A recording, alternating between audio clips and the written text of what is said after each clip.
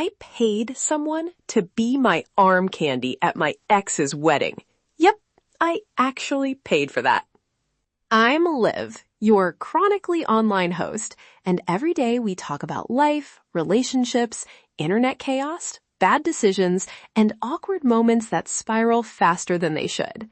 Today's story is about that one time I tried to manufacture dignity and instead created a performance piece made of napkins. Here's why I did it. Pride, peer pressure, and that very specific itch where you want to prove you're fine. You know the one. It's loud, it drinks too much Prosecco, and it wears sunglasses indoors. I told myself I wasn't going to sabotage anyone.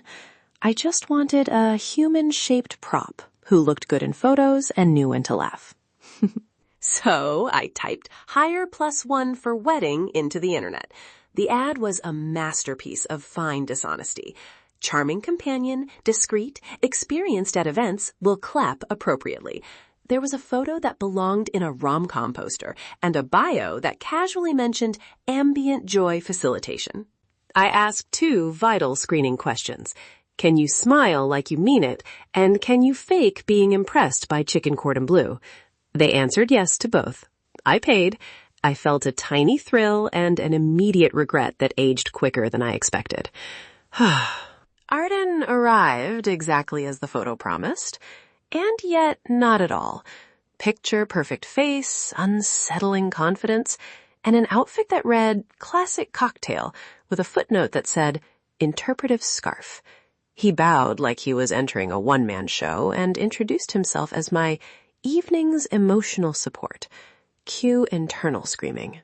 The first half hour was harmless. Smiling, small talk, me practicing neutral jaw positions. Then he started doing these tiny, weird things.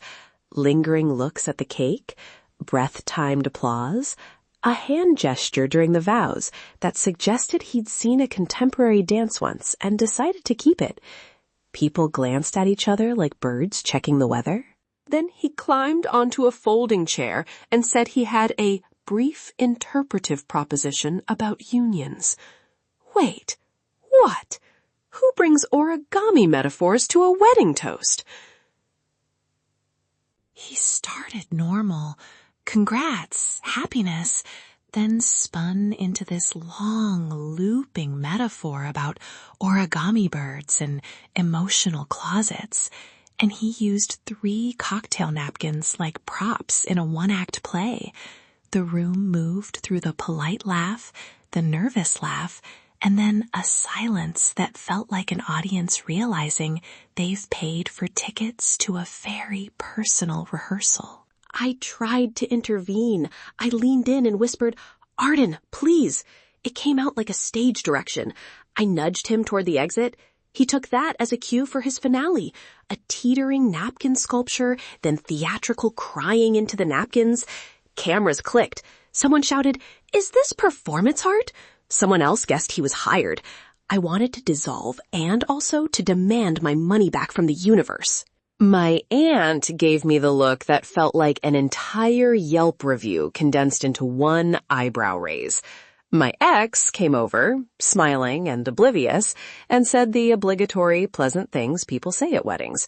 We posed for a photo, my face doing the exact expression between embarrassed and, "Is this a joke?"